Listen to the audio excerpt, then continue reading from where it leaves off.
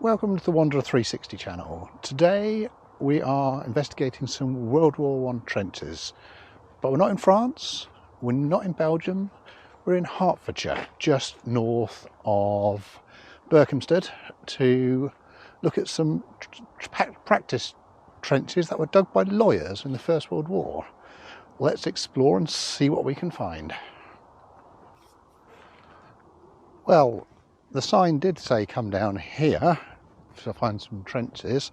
I found some bunkers, but not really the type of bunkers I was looking for, because this is currently a golf course. But we'll keep on looking, see what we can find. Oh, there's a definite sign to it, so keep on going. So a better path than I started on, which is always good. So, why were lawyers digging trenches in Berkhamsted Common?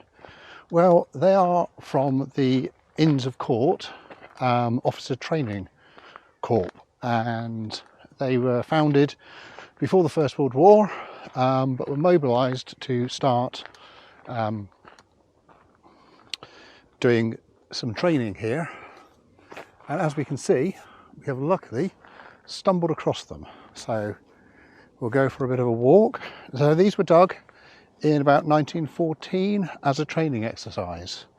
If I pan the camera up, we can see some extensive trenches here and all around. Apparently they used to go across the back into the golf course, but the golfers have filled them in.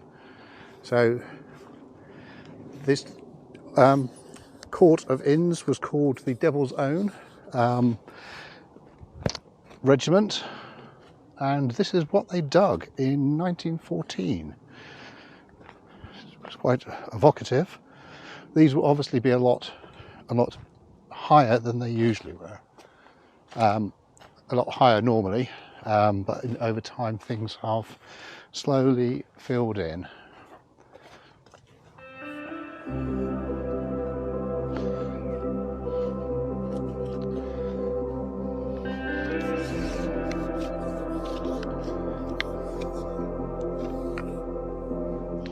So we've just found the sign, and apparently there was 12 miles of these trenches dug.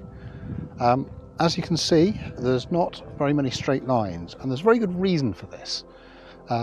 If a shell exploded in one part of the trench, you wanted it to be limited to about 10 foot before it hit a barrier, which is why there's no straight lines really in the trenches at all.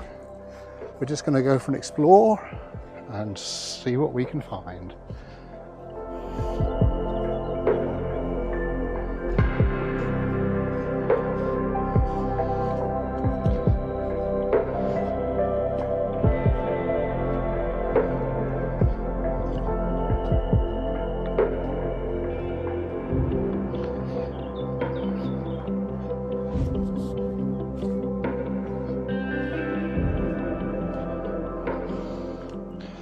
This is a classic example of a zigzag here, with trenches going off in all different directions.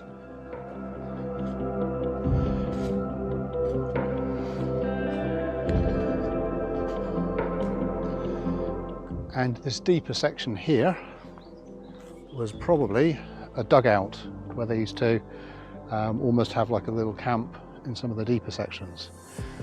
Let's carry on.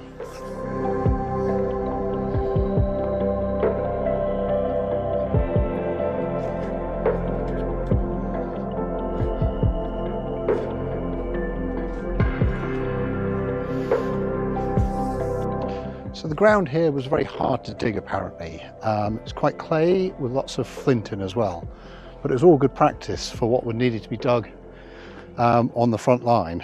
There was hundreds and hundreds of miles of trenches here. As you can see, they kind of go everywhere. They zigzag down there, we kind of come up around here. We probably have another dugout to the right hand side. And as you can see, there's not much of a straight line here. These were zigzags deliberately dug in, so if a shell went off here, it would be limited to this area, but the people over there would not be impacted at all. It's quite evocative. I never knew this was here. Been here for 2023, 109 years. So just shy of 14,000 troops came through to do their basic training here, because it was close to London. It's got fairly good rail links. It's about a mile out of town. Berkhamsted's about a mile that way. The Inns of Court regiment actually had one of the highest attrition rates in the First World War. More men and soldiers killed than anywhere else. And I seem to be walking into a dead end. Part of these have been rebuilt. Hopefully you see something else from up there. Not rebuilt, sorry, just deforested, I think would be a better word. So this section is probably one of the best preserved. It hasn't been rebuilt. One of the local history groups have just come and taken off a lot of the vegetation. But you can see how extensive it was. Apparently it carried on all across the golf course.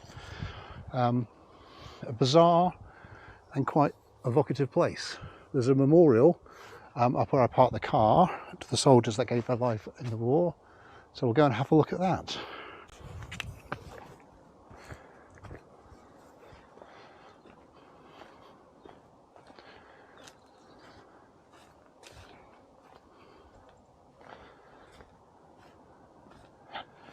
It's quite extensive. I didn't even realise this was here, to be fair, until I decided to do some research. It's well worth a visit. As I said, in about a mile outside Berkhamsted, easy walk from the station.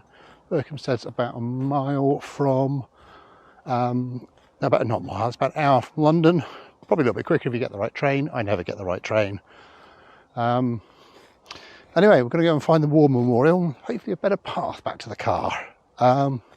As always, the GPX file of the route I should have taken, but not my meanderings, will be in the comments below. And as ever, please consider liking and subscribing. Thank you. So here we are at the monument, the War Memorial. So it's always worth remembering the people that have given their lives in service of this country. Thank you for watching.